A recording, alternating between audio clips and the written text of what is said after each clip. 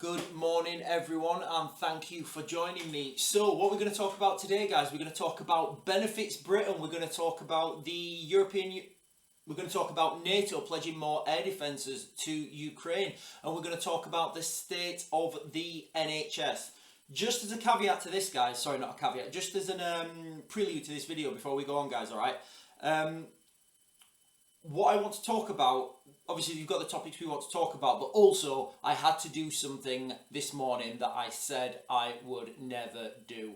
And I've had to go back and change all the thumbnails from my Raven Cat badge to me doing a soy boy face. So go check out my other videos, guys, alright? I've changed all the Raven badges now because, Sarah phoned me up last night. She said, Sean, you need to change the you need to change your cat badge because you need to have this soy boy face. And guys, I said I'd never do it, but I've buckled to peer pressure. So that's why I've changed all the thumbnails on my videos, guys. And you guys deserve better. You guys deserve the best thumbnails that have ever been created, and that's just what I'm going to do, guys. I'm going to give you the best thumbnails. So anyway, guys, without further ado, because I know your time is precious, so what we're going to talk about first, let's go with the ominous one. So yesterday I told you guys when I think that NATO troops will enter Ukraine. Then this morning, I didn't know about this, guys. This morning, apparently, this morning there was an article because last night there was an emergency crisis meeting in NATO led by, Jan Stoltenberg, I think, Jan Stoltenberg. And he's basically committed more air defences to Ukraine. I spoke to a good friend of mine who's in Ukraine at the moment. He's Ukrainian, and he was saying that, the morale is low at the moment. They don't see any way out. And I said to him, I said, listen, I think that, I'm pretty confident that NATO troops will enter Ukraine on, I gave him the date that, check out my last video and the reasons why. So I think that cheered him up a little bit. But things are really dire there, guys, alright? And, if you're in Eastern Europe, let me know, guys. And by Eastern Europe, I mean Poland, Czechoslovakia, Estonia, those sort of regions. Because if you live in those regions, you kind of understand that if Ukraine falls, then you guys are next. And that's just not me saying it, that's not me making things up, that's what the people there are saying. So yeah, so they've, NATO have now pledged more weapons. Now, these are going to come from Europe. And remember, those people who've been following me for a while, you'll see this divergence now. And I said this long ago, and I said it happened in February. If you want to look back to the news articles from February, you start to see these breadcrumbs being laid to set up this divergence. So the US, obviously, focusing in the Middle East. Europe's going to continue its battle against Russia in Eastern Europe. Remember, guys, okay, China is the elephant in the room here. Nobody's talking about China yet. It could be the case that China just sit out and become the winners because they've not expended any of their resources. They've not expended any of their manpower. We don't know yet. Maybe they're going to take a swoop for Taiwan. It's something it's not been on the radar. Not many people are talking about it. So that could actually mean it's imminent. We don't know at this moment. What I will say though is, and I want to be quite clear, as soon as the UK is bogged down in Ukraine, I feel the Argentinians are going to have another crack at the Falklands. That's my opinion because of the amount of money that's involved and the amount of resources that you get if you control the Falklands. So this is a good one, guys. If you're in the UK, it's been all over the news. Where is it, guys? Okay. Rishi Sunak, UK needs to change sick note culture. Sunak targets disability benefits video. Anyway, so basically, the Prime Minister in the UK, he's come out and he said he needs to tackle the amount of people that are on the sick and the amount of people that are out of work. Well, 5-10 years ago, I would have had a very, very different opinion about this. But, my opinion has changed over time. 5 years ago, I would be saying, listen, these guys need to get out to work. These guys need to, be productive. And that's still true. But what I think the real problem here, Well, I think the real problem here is if you live in anywhere in the UK, you're seeing a lot of people come here from overseas, and they're not working, you know, and they're getting, you know, people are getting hotels, people are getting, you know, free money, and they're not having to do anything. So I think you know, the majority of Britain are thinking, you know what, why should my tax money go on this? Because I feel we've lost. You know, I feel we've lost identity as a country. And once you lose identity as a country, people are like, why should I bother? And, you know, I'm not saying that's the right thing. And this is another reason why I'm confident that this third world war is coming. Because nothing motivates people more like getting, you know, like a good old fashioned war. You know, that will get people off the seats. It will get people put into work. It will be a war economy. It will force people into work. After the Second World War, I mean, I think America's the best example of a booming economy after the Second World War. Look at how America was in the 50s. Obviously, it's been a slow decline ever since, but, you know, that's pretty much from a war economy. They basically went from the Depression in the 30s, World War, to you know, to a post-war economy when everyone was happy.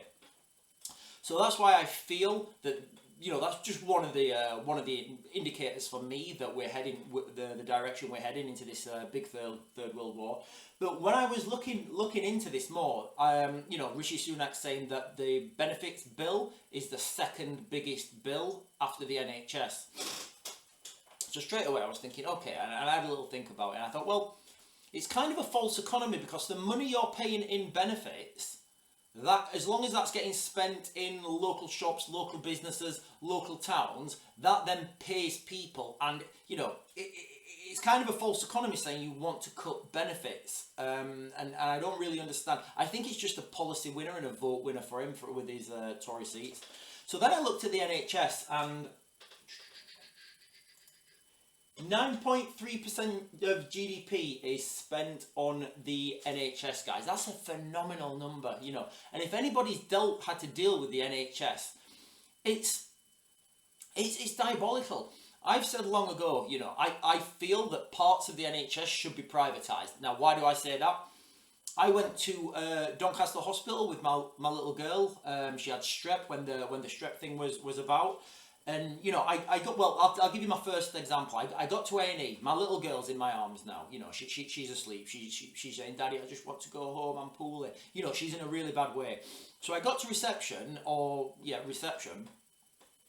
There was this young girl, you know, she was sat at the front, behind, I was the front of the queue.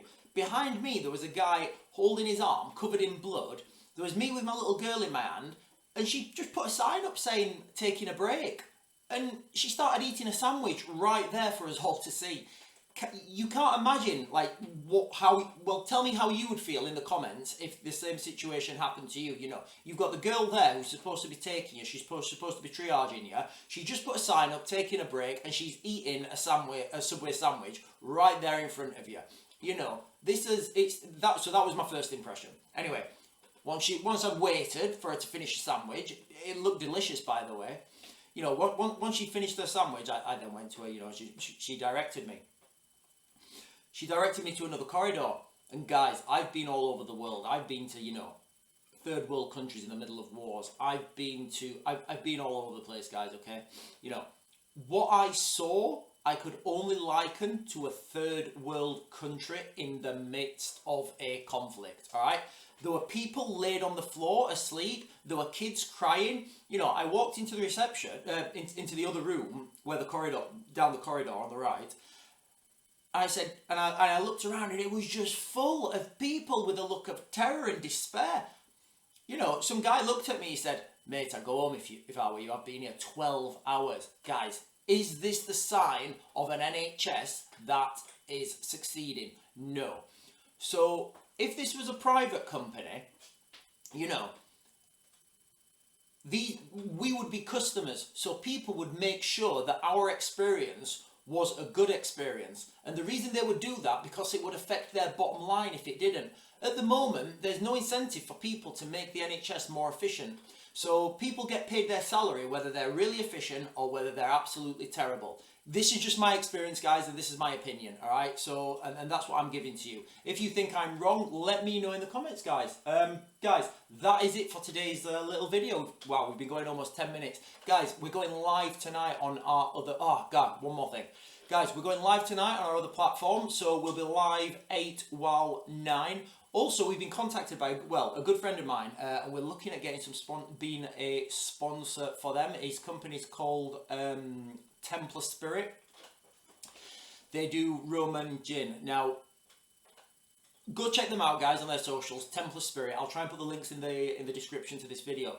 But what I'm more interested in is the branding of Templar Spirit. And I want this to be a way that we can unite young men. We can unite young men in this country and bring them together and have that as a, you know, something that we can get behind and be a brand as a Templar Spirit, as a, you know, and push that forwards as that sort of lifestyle, that lifestyle of being independent, being righteous, doing the right thing, you know, and moving forwards in that way. Because at the moment I see a society full of fractured young men. Let me know in the comments, guys, if you've not already subscribed. Please give us a subscribe and hit that button. And you're going to be looking forward to my soy boy faces on these thumbnails, because guys, you guys deserve the best thumbnails, and that's just what you'll get.